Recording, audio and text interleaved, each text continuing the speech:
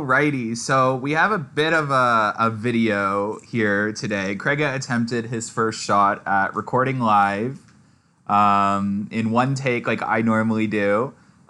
His top 10 coasters at Canada's Wonderland. He's not used to it. He wanted me to teach him how to do it. So it ended up turning into literally Crega annoying the crap out of Brendon for 10 minutes straight. And the most GP video I think to ever hit this channel. I was gonna throw it out, and then as I went through to like edit it and see if I can turn it into something, it turned out to be pretty funny. So I thought this video's got to be uploaded to Amusement Insiders. I'm trying to edit out all the swearing, so there should be zero swearing. But if you're a parent, maybe watch this first to make sure there's no swearing before letting your kid watch. Hopefully you enjoy. It is really GP, just a warning. Crega did definitely struggle his first time. But again, this was his first attempt, yeah, he's definitely going to learn and grow from here. And hopefully, maybe sometime soon, we'll be able to get out a proper Crega's top 10 video of some sort, maybe after Great Adventure. But this one is still his top 10 coasters. He makes it through with some GP facts about the rides and some stuff. Hopefully you enjoy the video. Don't hate on him too much. And yeah, you can definitely tell that I'm getting annoyed throughout it. But I'm okay. I survived. He survived. Enjoy the video. Bye.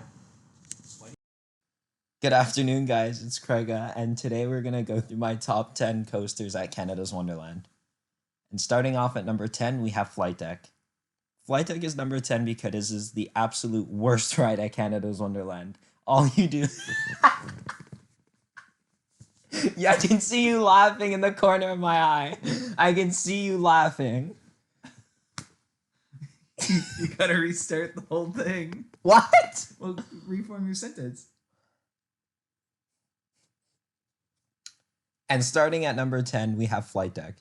Flight Deck's number 10 because it is the worst, most rough ride at Canada's Wonderland. It's so bad that we even have to use it in our punishments because it is very unbearable. The ice cream truck. Yeah. You did not stop your recording for an ice cream truck. No, that was it. Okay, keep going. So coming in at number 9. Okay. Your phone is making like vibration noises. The mic's picking it up. You're going to have a blast editing this audio. I know. I'm already frustrated. So coming in at number 9. And at number 9, we have Time Warp. Time Warp is a very interesting one because it kind of feels like rocks in a blender and you sit in it. Because... I'm so bad at this. So coming in at number 9 is Time Warp. One of my least favorable coasters. As personally, as I've described in the past, it feels like rocks in a blender and you're sitting in it if you're going to word it that way. Otherwise, it sounds awkward. All right, let's try this again.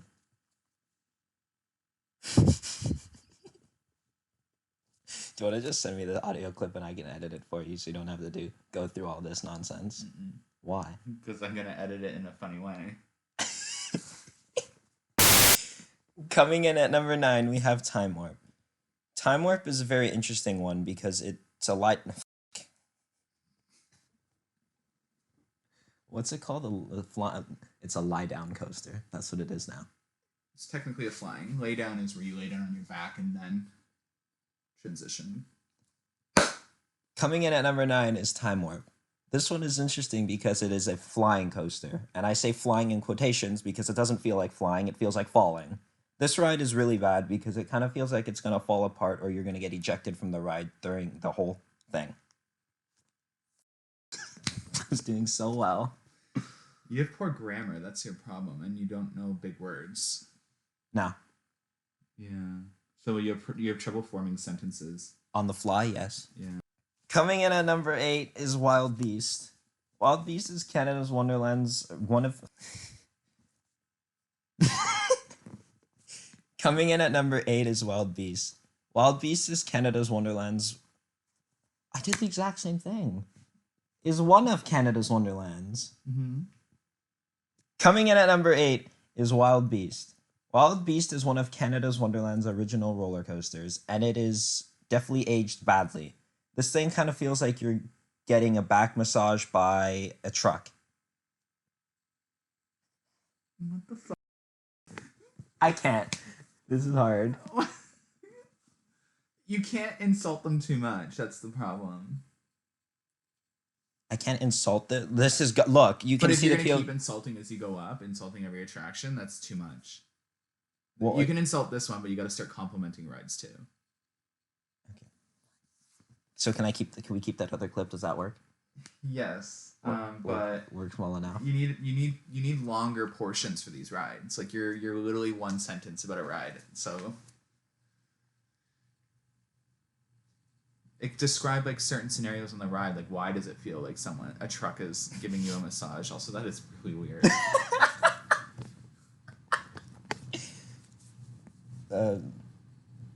Throughout the ride, Wild Beast, you get thrown around, shaken, and utterly destroyed by the lap bars on the train.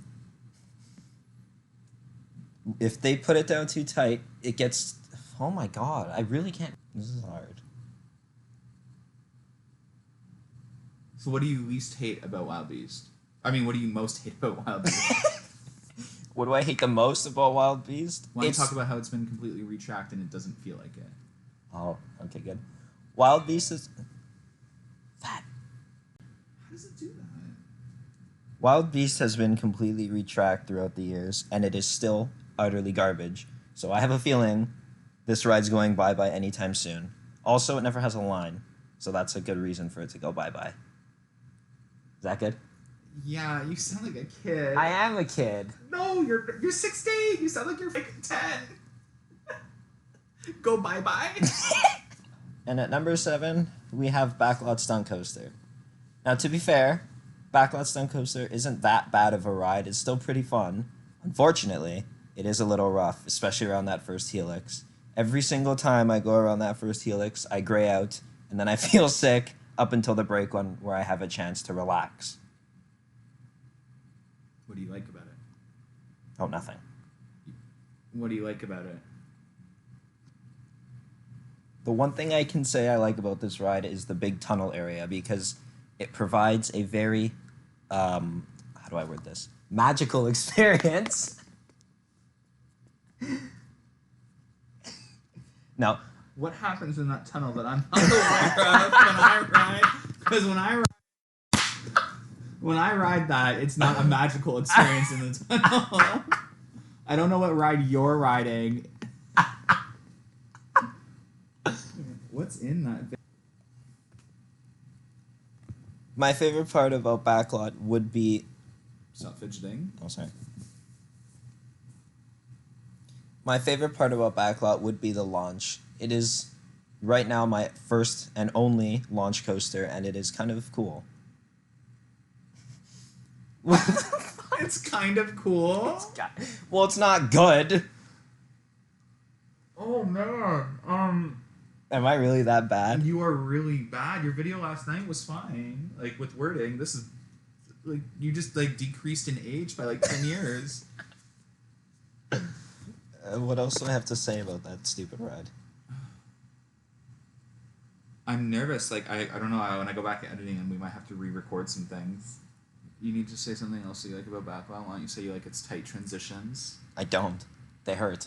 Okay. Then moving on to number. And on to number 6, we have Dragonfire. The only reason Dragonfire is this high on my list is because it is technically the first big roller coaster I've ever been on, and it has it would be the first roller coaster with loops that I've been on as well. So it holds a little bit of nostalgia, but overall it's still not very good for the most part. Other than the straight section after the drop. That part's pretty smooth. And that's about it. And now at number 5, we have Vortex. Now, Vortex is a very interesting one because of how it swings. When I first started riding rides, when I was scared of Behemoth and Leviathan, Vortex was my number 1 because I didn't really understand that it was boring. But even still to this day, I can't go to Wonderland without getting at least one ride on Vortex because it is a very fun ride and it holds a lot of nostalgia to me. Good? Why don't you add that, did you say it's a unique experience? Yeah. So at number 4, we have MINEBUSTer. And Last year, if you would have asked me this question, MINEBUSTER would have been my absolute bottom of the list. But this year, I don't know what they did to it. That's not true. It was your favorite ride last year when I met you. Oh my god, it was! Yeah, but near the end of the year, I started to hate it. You ruined that clip. That was so good. Go again. What number am I at? 4? Mm-hmm. Coming in at number 4, we have MINEBUSTER. Now, if you were to ask me last year what my worst ride in the park is, I definitely would have said MINEBUSTER. But they did something to it this year that made it better. Either that or me and Brendon have figured out how to ride it properly, but it is actually a lot of fun. You get decent air time, especially after the drop, and it is actually, for an old Wonderland wooden coaster, it's actually pretty smooth. You also have some head chopper in air quotes, when you pass through the bridge and underneath the slides. And on your way back, before the helix, you get splashed by one of the water slides if Splashworks is open. So that's good. Wasn't Behemoth Canada's first B&M Hyper? No, there was one. Goliath Behemoth was before? the first B&M Hyper in the Cedar Fair chain. It was also Canada's tallest attraction when it opened. Tallest coaster, sorry, not attraction, because CN Tower is such attraction. This is just going to be called GP's Guide to Top 10 Roller Coasters. What number is this? 3. Okay. And at number 3, we have Behemoth. Behemoth was my first plus 200-foot roller coaster, and it would have been the only one last year. Oh my god, what the hell was that? That wasn't a sentence. I can't form proper sentences. It's because I'm under pressure. Behemoth is Canada's Wonderland B&M Hyper, and coming from someone who loves the 3 B&Ms we have, this one would have been number 1 last year, but unfortunately, the trims have something to say about that. Other than the trims, this is still a really good ride, and it is aged pretty well, as long as you sit in the middle. It's still pretty smooth, it's very long, and it's definitely a lot of fun. Behemoth provides excellent airtime. It doesn't. That was a lie. And the G-forces on the helix near the end always make me gray out for some reason. And coming in at number 2, we have Leviathan. Leviathan is Canada's Wonderland's Giga coaster, and it is B&M's first Giga. This thing is tall, fast, long, and packed with airtime. It is definitely one of my favorite rides, and it deserves your attention. It deserves your attention, really? Many enthusiasts, after riding Fury, come over here and make fun of Leviathan. But as someone who hasn't ridden Fury, Leviathan is definitely one of B&M's better roller coasters, in my opinion.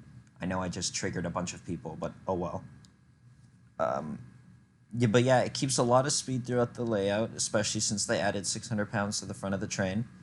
And this year especially, it's been hauling. I think they got rid of all their trims, or they've shut them off. And yeah, you fly through this thing and you... What? Why? You're now making up facts that don't exist. They shut them off, no? No, the trims are still on. They are? Yeah, we get them all the time on that last airtime hill. And remove the trims? I meant shut them off. No, they didn't shut the trims off. I was on a roll. No, you weren't. I'm trying to distract myself from cringing. Leviathan is tall, fast, and filled with airtime. This year especially, it has been hauling. I don't know what they did to that ride, but it is absolutely hauling. It is definitely worth the ride, especially if you have fast lane. That's all you're going to say about Leviathan? I have all the other stuff. Okay. Yukon. Now, my number 1, unlike Brendon, is Yukon Striker. Yukon Striker is Canada's Wonderland's dive coaster, and it is absolutely amazing. The view you get from above of the whole park and of the city around it, and just the sheer intensity of this whole ride is absolutely amazing. Every time I ride it, I get off just waiting to get back on it again. You gotta say more. I know, I'm thinking. Talk about the drop, theming. What's it even themed to? Yukon. It's a mine thing, isn't it? Yukon Gold Rush.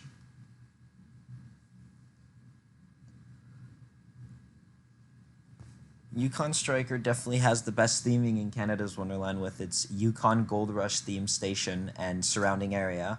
And dropping through Vortex's helix when Vortex comes through is probably one of the coolest experiences ever, especially if you're in the front row. Now, I know Yukon's a short ride, but you know what they say, big things come in small packages, and Yukon is definitely a perfect example of that. Okay. Is that good enough? Did I do good? Hit stop. Thank you.